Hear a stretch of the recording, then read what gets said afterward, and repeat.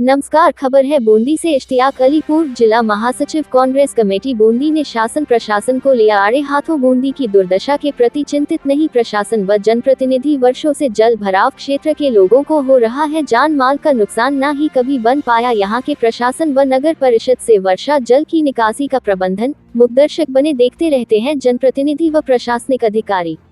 ऐतिहासिक नगरी बूंदी प्राकृतिक सौंदर्य से भरपूर है, पर इन प्राकृतिक संपदाओं की देखरेख के अभाव में दुर्दशा का शिकार होती जा रही है।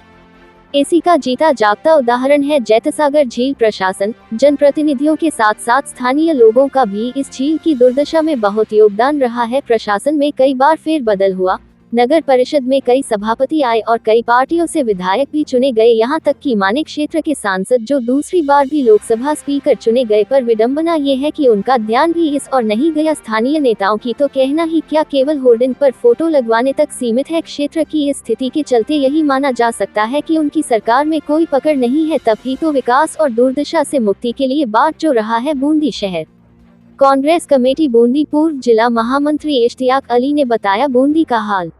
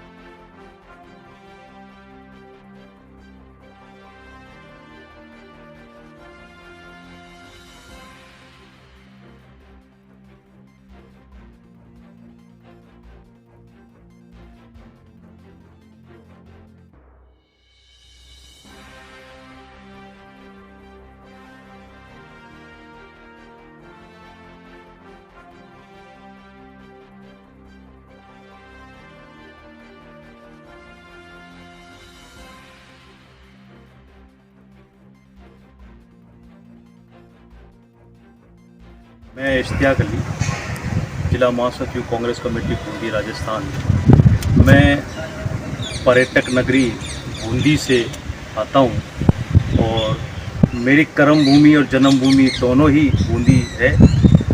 आज हम बूंदी में रहकर अपना आप को गौरवान्वित महसूस करते थे, लेकिन आज अफसोस की बात है, इस बारिश के दौर के अंदर जिस तरह से पूरे बूंदी वासियों की हालत खस्ता हुई है। बूंदी के अंदर त्राहिमाम साहब जो मामला हुआ है, उसके पीछे प्रशासनिक अमला, जिस तरह से बरसों से जो हमारे कॉलोनियाँ बनी नहीं उगी है, बूंदी के अंदर कॉलोनियाँ उग गई।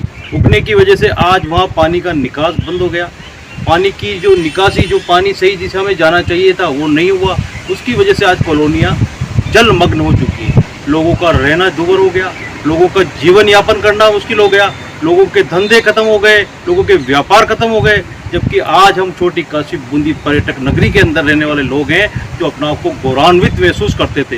लेकिन आज अगर आज हमारे बीच में कहीं से पर्यटक आता है तो वो एक हमें उनके सामने नीची निगाहें करनी पड़ती है। और इसी उपरांत हमारे यहाँ के जो उद्योग धंधे या काम धंधे या जो भी पर्यटक के जो हमारे काम थे वो सब धीरे धीरे खत्म होते जा रहे हैं। इसका जिम्मेदार कोई एक व्यक्ति नहीं, कोई एक पार्टी नहीं। मैं समझता हूँ इसके अंदर यहाँ कई सरकारों के प्रतिनिधियों ने प्रतिनिधित्व किया है बूंदी का। आज विधानसभा के अंदर, लोकसभा के अंदर हमारे बूंदी के लोग बैठे हुए हैं, लेकिन आज इसकी कंडीशन ये है कि बूंदी और बूंदी के हालात जो आपने देख रहे हो हमारे पीछे की तरफ से भी, ये हालात, ये हमारे जैतसागर है, इसके हालात बरसों से इस तरह से हो रहे हैं कि शायद ही मैं समझता हूँ कि इसकी कोई सोच या इसकी कोई सुध लेने वाला नहीं है।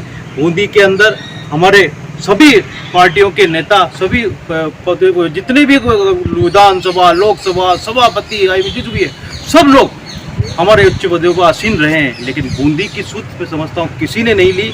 आज बूंदीवासी बड़े परेशान, और हर गली के अंदर, हर मोहल्ले के अंदर पानी जिस तरह से भरा हुआ है, जिस तरह से लोग परेशान, जैसे बारिश आने का लोग इंतजार करते हैं, लेकिन जैसे बूंदी के अंदर बारिश आती है तो लोग परेशान हो जाते हैं, चिंता में हो जाते हैं कि हम कहाँ रहेंगे। रोक रात भर 2-2 दिन तक दूसरी जगह शिफ्ट होना पड़ता है, उनको अलग जगह को रहना पड़ता है, उनके खाने पीने की व्यवस्थाएं नहीं हो पाती है। आज बूंदी वासी इन नेताओं की वजह से, इन प्रशासनिक अधिकारियों की वजह से ये चीज़ों को झेल रहा है। मैं निवेदन करूँगा राज्य सरकार से भी और केंद्र सरकार से भी, यहाँ के अधिकारियों से कि हमारी बूंदी की सुध लें। बूंदी एक बहुत अच्छी नगरी है। बूंदी को अगर हम संभाल सकते हैं, हमारा नेतृत्व संभाल सकता है, तो मैं समझता हूँ पर्यटक के क्षेत्र में अपार संभावनाएं हमारे बूंदी के लिए है।